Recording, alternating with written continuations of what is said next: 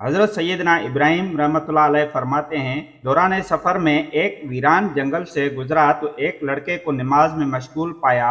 जब उसने नमाज मुकम्मल कर ली तो मैंने कहा, इस वीरान जंगल में तुम्हारा कोई मुअनिस व गमख्वार भी है? कहा, क्यों नहीं, बिल्कुल है। मैंने कहा, कहाँ है?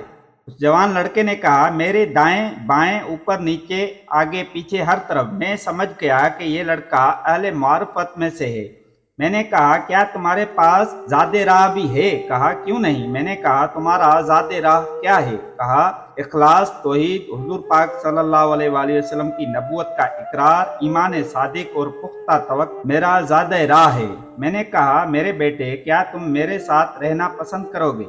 जवान लड़के ने कहा, जब किसी को कोई रफीक मिल जाए तो वो उससे अल्लाह ताला की याद से गाफिल कर देता है, और मैं किसी भी ऐसे शख्स की रफाकत नहीं चाहता जिसकी वजह से लम्हा भर के लिए भी अपने पाक परवरदिगार की याद से गाफिल होकर इबादत की इस लज्जत से महरूम हो जाऊं जिसे मैं अब महसूस कर रहा हूं। मैंने कहा, इस खतरनाक वीरान जंगल में अकेले रहते हुए तुम्हें वहशत नहीं होती? जवान लड़के ने कहा, अल्लाह ताला से मोहब्बत की दौलत ऐसी दौलत है कि उसने मुझसे हर वहशत दूर कर दी, और अब ये हाल है कि दरिंदों के दरमियान भी खौफ व वहशत महसूस नहीं होती। मैंने कहा, तुम खाते कहाँ से हो? लड़के ने कहा, जिस पाक परवरदिगार ने मुझे माँ के पेट की तारीकियों में रिज़्क दिया, वही परवरदिगार अब भी मुझे रिज़्क अता फरमाता है। मैंने पूछा, तुम्हारे खाने का इंतजाम कब और किस तरह होता है? लड़के ने जवाब दिया, मुझे मुकर्रर वक्त पर खाना मिल जाता है। चाहे मैं कहीं भी हूँ, मेरा रिज़्क मुझ तक ज़रूर पहुँचता है। मेरे मौला खूब जानते हैं कि मुझे किस वक्त किस चीज़ की हाजत है। वो पाक परवरदिगार मेरी हालत से बेखबर नहीं, वो हर जगह मेरे मुहाफिज व वाली है। मैंने कहा, तुम्हारी कोई हाजत है जिसे मैं पूरा करूं? कहा, हाँ, एक हाजत है, और वो ये कि अगर दोबारा मुझे देखो तो मुझसे गुफ्तगू न करना, और ना ही मेरे बारे में किसी को बताना। मैंने कहा, जैसे तुम्हारी मर्जी, उसके अलावा कोई और हाजत हो तो बताओ।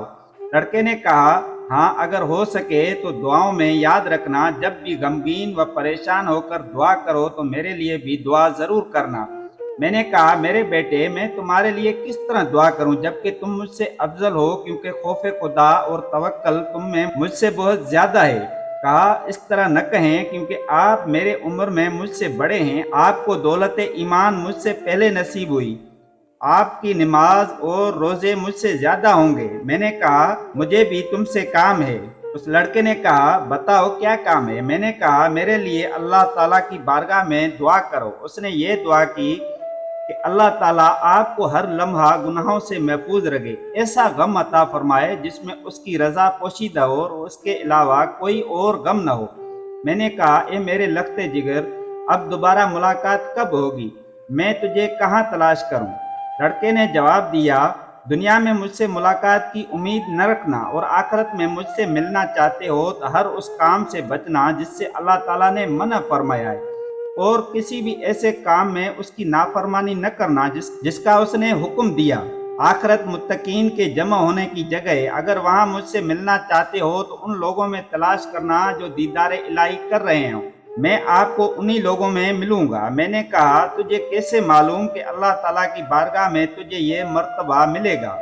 उस लड़के ने जवाब दिया, इसलिए कि मैं उसके हराम करदा अशिया से बुग़्ज़ रखता हूँ, हर गुनाह और हर उस काम से बचता हूँ जिससे बचने का उसने हुक्म दिया है, और मैंने अपने परवरदिगार से ये दुआ की है कि मुझे जन्नत में अपने दीदार की दौलत से लाजवाल अता फरमाए। इतना कहने के बाद उस लड़के ने चीख मारकर एक तरफ दौड़ लगा दी और नज़रों से ओझल हो गया। अगर आपको हमारी वीडियो पसंद आई हो तो लाइक सब्सक्राइब ज़रूर करें, अपने दोस्तों और अहबाबों के साथ ज़रूर शेयर करें। इसके साथ मुझको दें इजाज़त। अल्लाह हाफ़िज़।